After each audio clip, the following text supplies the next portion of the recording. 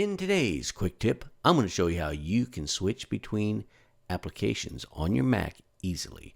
And here's how you do it. All you have to do is hit the Command and Tab. It's going to pull up all of this right here, right? And then you can just tab over to what you want to see. Right now I have Microsoft Word display. Maybe I want to see Microsoft Excel.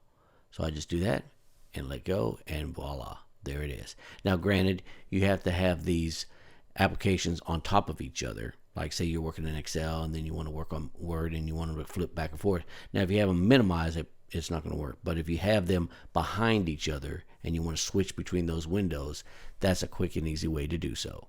If you like this episode, don't forget to hit that like button, and also don't forget to hit subscribe to my channel, as well as hit that notification bell if you want to see more of these episodes in the future. And with that being said, I want to wish you all a wonderful week, and I'll catch you in the next episode. Take care.